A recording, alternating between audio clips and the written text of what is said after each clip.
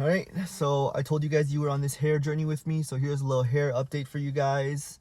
What do y'all think? What do y'all feel? I think I'm getting there. You know, I can kind of tie it up, but it's not really there yet. But I kind of dig it. You know, especially with COVID right now, haircuts are so expensive. So, hey man, it's a win-win.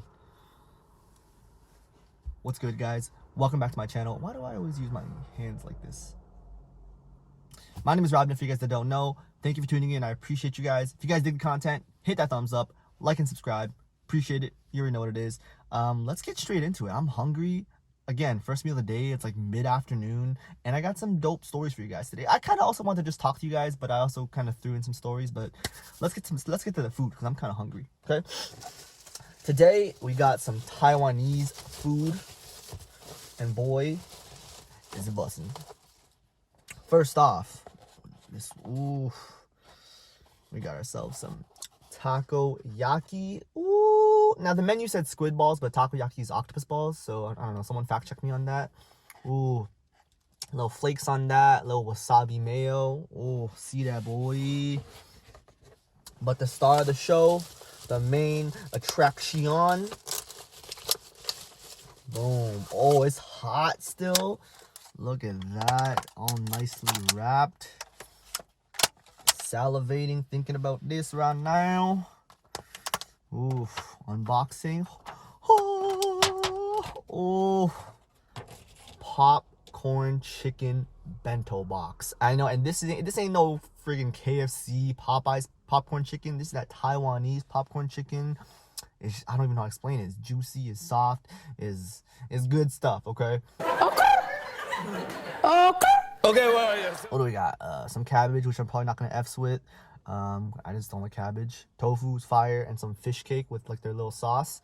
Fire, okay? All right. You already know before we dig in, roll that B-roll.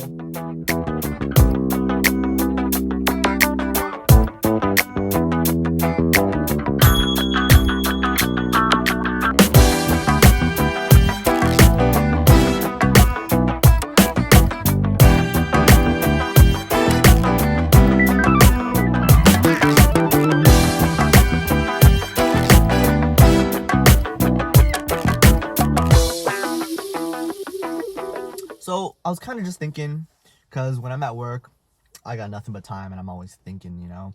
And it's always funny how like people's perspectives of you versus your own perspective of yourself can be so drastically different, you know.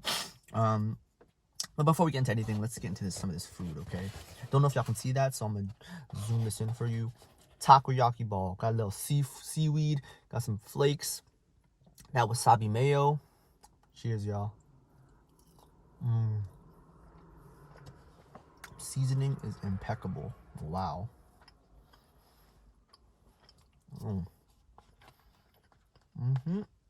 About rice. So just talking about, you know, like the perspectives that people have of you versus the one you have of yourself. It's so interesting, you know, because people are always so surprised when I tell them that I'm an introvert. They're just like, what, really? Like, I would have never expected that. And I'm just like, yeah, man, like I've been an introvert all my life, and I still see myself as like a super shy, quiet kid. So growing up, I was always an introvert, a super shy, quiet kid. I was the kind of kid, I was a speak when spoken to kind of kid, you know, not really sociable, just kind of kept to myself, you know the deal, right? Boom. This takoyaki slaps, okay? It slaps. I'll tell you about one moment that really changed my life, okay? I was really young, and I was on a train with my cousin, and we were standing across from each other, and we were talking. She's looking at me, and I'm looking at her feet, because I was, again, I don't know, I was really young, and she was like, hey, Rodman, I'm going to teach you a very important lesson today. She's like, when you talk to people, make sure you're looking at their eyes. Make sure you make eye contact with them. Let them know that you're engaged. Let them know that you're listening and that you're paying attention and that you're into the conversation. I know that's such a small thing, but I was so young that I was like, oh, shoot. Like, it's so true, you know? A lot of times it's like you're talking to somebody and it's just like, yo, are they even listening, you know? So it's like something so simple and something that we don't really think about so like a lot. Eye contact, right? It lets people know that you're engaged into the conversation, that they're listening to them, you know?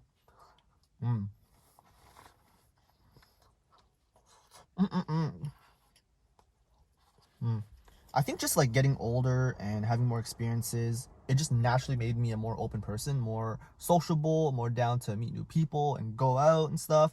But don't get me wrong, I love my alone time. I value my alone time. I love just being by myself, being able to do my own thing, um, have my own thoughts and all that jazz. Not only that, but how most people are uncomfortable with silence. I'm very comfortable with it. And you can kind of tell when there's like moments of silence or dead space. Some people get like antsy, and they feel the need to fill that space by saying something, whether it's something random or asking a question. It's kind of funny because I'm just sitting there like, like I like the silence. It's quiet. It's nice.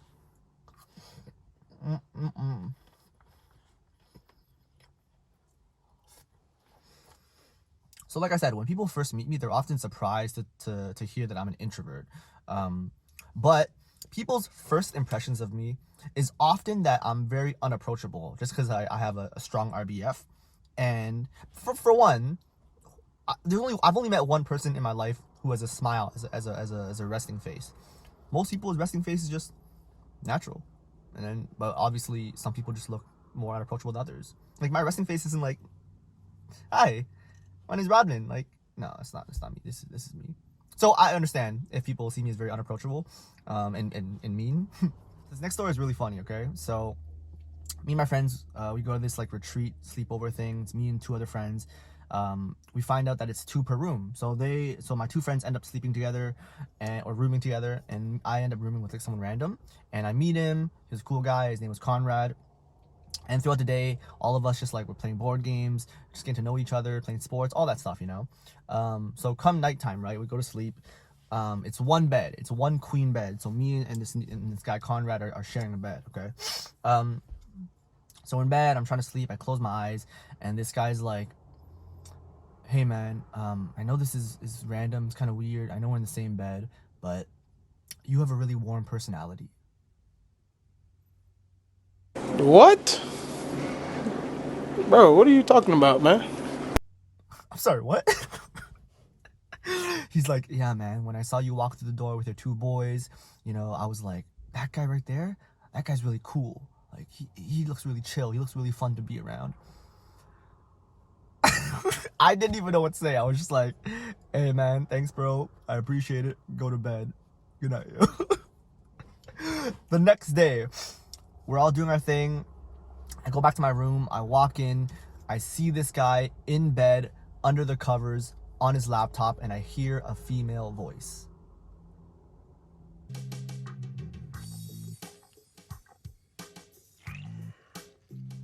Bro, I didn't know what to think. I was like, hey man, my bad. Do your thing. I'm sorry. He's like, no, it's fine. Like, I'm FaceTiming my girlfriend.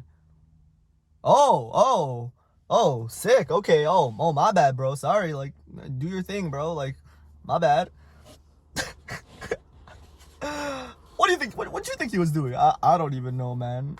And you 2 motherfuckers need Jesus. I don't know. I'm glad he was FaceTiming his girlfriend. People's first impressions of me are usually that I have RBF and that I look very unapproachable. So for him to say that, I just found it really funny because I've never heard anyone say that about me upon first meeting me, at least. I'll tell you this one thing though: being an introvert has made me a good listener, like a really good listener. I honestly pride myself on being a really good listener. Like obviously with the whole eye contact thing, being engaging, but just like listening, taking in information. I pride myself on being a good listener. And I say that because I've been blessed and cursed with being surrounded by people all my life who love to talk. And I don't mean that as a joke, okay? All my friends, all my best friends, my mom, like everybody, like there's so many people in my life that I can name who love to talk. Just on and on and on and on.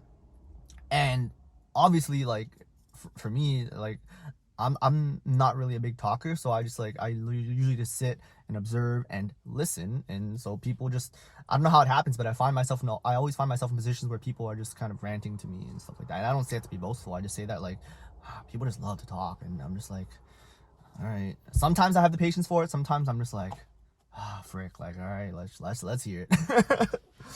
I like to let people talk who like to talk. It makes it easier to find out how full of shit they are. Fish cake. Cake.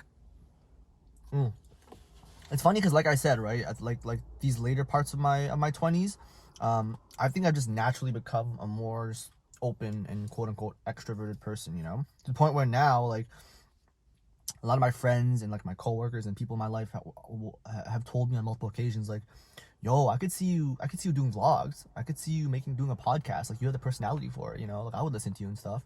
And I'm just like, oh, really? Like, I would have never ever imagined myself doing that. But then again, here I am, I guess. Wasn't until I went back to school recently where I'll tell you about these 3 different scenarios, but literally it's kind of the same situation, you know. In one of my classes, I gave like a presentation, and normally I hate presentations. I still hate presentations, actually. I personally don't think I'm good at it. I gave the presentation, and my whole class, this one girl was like, wow, like, you speak so well, like, you sound like a teacher. And my prof was like laughing. My prof was like, wow, like, yeah, you actually do and stuff, you know. And then there was another class where I gave another presentation, and this other girl was like, oh wow, you're so charismatic, you were so engaging. And I was like, whoa, no one's ever called me charismatic. I've never seen myself as charismatic, you know. I was like, what? So the third one was when I actually had to lead a seminar.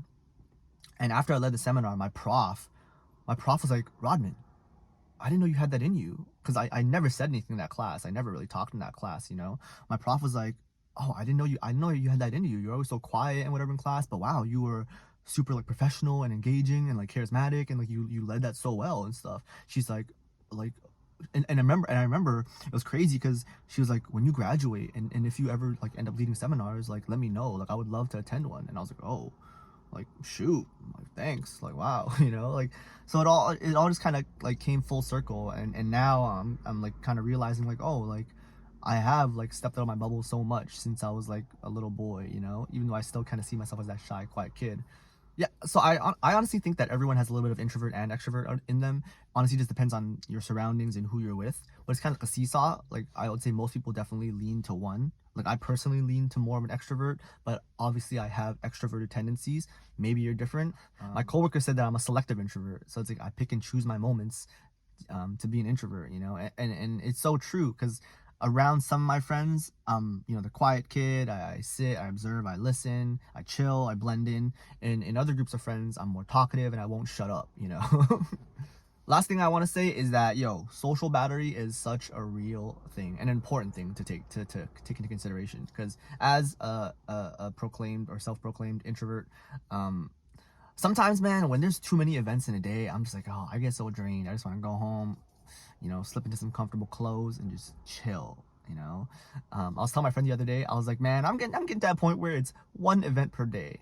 One event where, you know, I can get ready for it and fully invest 100% into that, go home, rest, recharge for the next day. Because when I have like more than 1 or 2 or 3 events per day, it's like I feel like I'm not at 100% at each event, and I'm just like, by like the last event, I'm like tired, I'm like on my phone, or I just want to go home, you know. So it's like it's just, social battery is something important to take into consideration, you know. Don't overbook yourself, don't overstress yourself. Some people can do that. I personally can't. I can't have like 5 events in a day because I get too tired, you know, and I'm too old for that.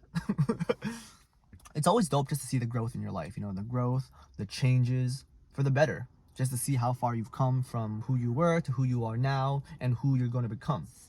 All of this is just super interesting to just look back on. Like I said, it's all full circle, right? You know, seeing myself grow from a shy, quiet kid to now making videos online for YouTube, talking about personal stories and stuff like that, you know. It's crazy, man. But yeah, man, thank you for tuning in. I appreciate it. If you dig the food, if you dig the content, and if you dig the vibes, hit that thumbs up, subscribe. New videos every week. With that all being said, see y'all next week. Peace.